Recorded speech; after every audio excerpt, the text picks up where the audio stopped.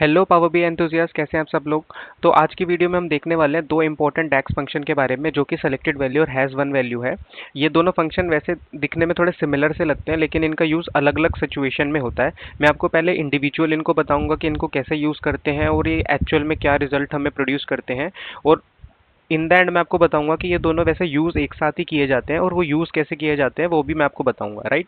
तो जैसे कि आपको स्क्रीन पे दिख रहा होगा, सेलेक्टेड वैल्यू में क्या होता है, इसमें मैंने लिखा है कि ये फंक्शन एक सिंगल वैल्यू रिटर्न करता है, राइट।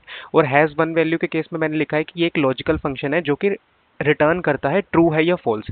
तो चलिए सबसे पहले स्टार्ट करते हैं सेलेक्टेड वैल्यू के साथ। ठीक है। तो मैंने कुछ नहीं किया, मैंने जो पावर बीआई के अंदर फाइनेंशियल सैम्पल डेटा सेट होता है उसी का यूज़ कर रहा हूँ, और मैं एक अपना स्लाइसर क्रिएट कर लेता हूँ, राइट। और इस स्लाइसर के अंदर मैं सेगमेंट को डाल देता हूँ, और सेगमेंट के अंदर मेरी कैटेगरीज हैं चैनल, पार्टनर, एंटरप्राइज, गवर्नमेंट और मिड मार्केट, राइट। ये जस्ट ये श्योर करने के लिए जो भी मैं सेलेक्ट करूँगा वो कैसे रिफ्लेक्ट होता है सेलेक्टेड वैल्यू के केस में और हैज़ वन वैल्यू के केस में। ठीक है। तो चलिए एक मेजर क्रिएट करते हैं। ठीक है। तो मेजर का नाम लिख देते हैं सबसे पहले, सेलेक्टेड सेगमेंट कर देता हूँ मैं। इसका नाम कर देता हूँ मैं सेलेक्टेड सेगमेंट, राइट। सिंपली मैं सेलेक्टेड वैल्यू, और सेलेक्टेड वैल्यू के आर्ग्यूमेंट में अगर आप देखेंगे तो यहाँ पे दो चीज़ें होती हैं, राइट। अगर मैं अभी के लिए दिखाऊँ आपको, एक होता है कॉलम का नाम, मतलब कॉलम का नाम का मतलब हो गया जो भी, क्योंकि अभी के लिए मैं क्या करने वाला हूँ, मैं यहाँ पे सेगमेंट पास करने वाला हूँ, राइट। तो पहला तो ये हो गया कि जो भी मैं सेगमेंट यहाँ पे सेलेक्ट करूँगा वो मुझे, अगर मैं इसको स्कोर कार्ड में लूँ इस मेजर को, तो वो जो भी सिलेक्टेड वैल्यू होगी वो मुझे वहाँ दिखेगी। इन केस अगर कुछ भी सिलेक्टेड नहीं है या फिर मल्टीपल सिलेक्शन करूँ, क्योंकि सिलेक्टेड वैल्यू जैसे कि मैंने इसके एक्सप्लेनेशन के अंदर बताया, ये एक सिंगल वैल्यू रिटर्न करता है। तो इसका मतलब मेरे दो केसेस और बचे, या तो ब्लैंक हो या मल्टीपल सिलेक्शन हो। तो उस केस में मैं बाय डिफॉल्ट क्या दिखाना चाहता हूँ, सपोज मैं यहाँ पे लिख देता हूँ नथिंग और मल्टीपल मल्टीपल वैल्यूज या मल्टीपल सेगमेंट सेलेक्टेड, राइट।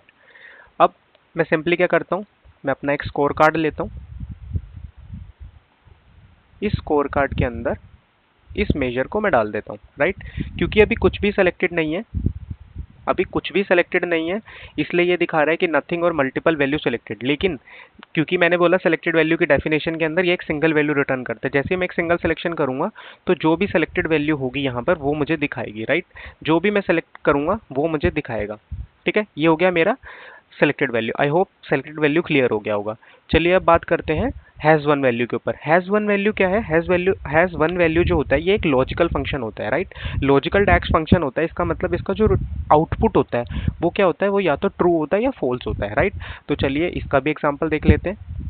पहले मैं आपको इंडिविजुअल मेजर लिख के दिखा रहा हूँ, फिर मैं इनको एक्चुअल यूज केस कैसे करते हैं हम इसको रियल केस प्रॉब्लम्स में, ठीक है, वो भी बताऊंगा। तो इसको मैं नाम दे देता हूँ selected has one segment, right. कुछ भी नाम दे दीजिए, राइट। लेकिन क्योंकि ये मेरा एक लॉजिकल फंक्शन है, तो लॉजिकल फंक्शन होने के कारण इसको मैं कैसे यूज करूंगा, इसको मैं इफ के अंदर यूज करूंगा, राइट।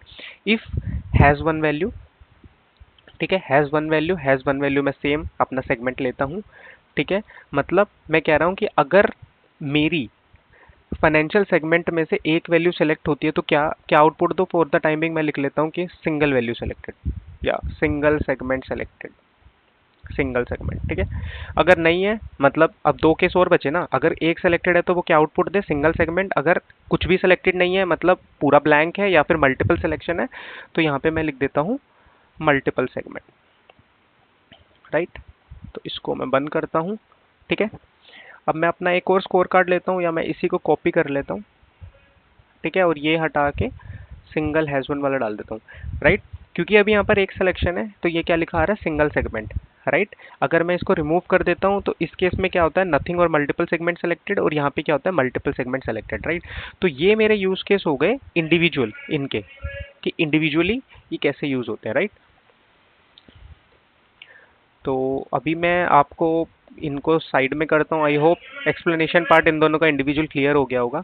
अब मैं मूव करता हूँ कि इसको एक्चुअल यूज केस में कैसे यूज करते हैं, राइट। अब मैं एक मेजर लिखना चाहता हूँ। मेजर मैं ये लिखना चाहता हूँ कि अगर मेरा एक सेगमेंट सेलेक्टेड हो तो मुझे उसकी सेल दिखे, राइट। जो भी मैं सेलेक्ट करूं सेगमेंट में, जो भी मैं यहाँ पे सिलेक्शन करूं उसकी सेल दिखे, अगर कुछ भी सेलेक्टेड ना हो तो मुझे टोटल सेल दिखे, राइट। तो उस मेजर को कैसे क्रिएट करेंगे, चलिए लिखते हैं वो मेजर, राइट। तो मैं इसको निम्न दे देता हूं सेल सेगमेंट, ठीक है। अब मैं इसको कैसे लिखता हूँ, क्योंकि मैंने जैसे कि बोला कि हैज़ वन वैल्यू एक लॉजिकल फंक्शन है, तो हम लोग सबसे पहले इफ़ के अंदर इसको डालेंगे, इफ़ हैज़ वन वैल्यू, और यहाँ पे हम दे देते हैं सेगमेंट। तो ये पार्ट जो इंश्योर कर रहा है कि क्या मेरी सेगमेंट वाला जो मेरा स्लाइसर है उस फिल्टर कंटेक्स्ट में एक वैल्यू सेलेक्टेड है या मल्टीपल वैल्यू सेलेक्टेड है। मैं बोल रहा हूँ कि अगर एक सिंगल वैल्यू सेलेक्टेड है तो ये कैलकुलेट करे मेरा सम ऑफ, अभी के लिए मैं सेल ले लेता हूँ, फाइनेंशियल सेल, राइट। और जहाँ पर मेरा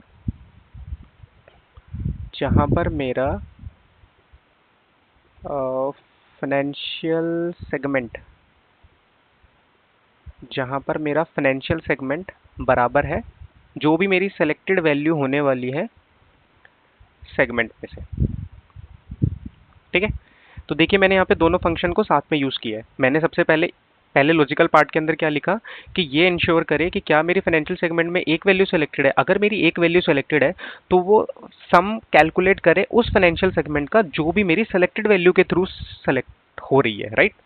राइट, ये वाला पार्ट मैंने बोला था। अगर ये नहीं होता है तो सिंपली मुझे क्या दे दे, मुझे टोटल सेल दे दे। टोटल सेल के केस में मैं क्या करूँगा, sum of sale, sum of financial sales, right.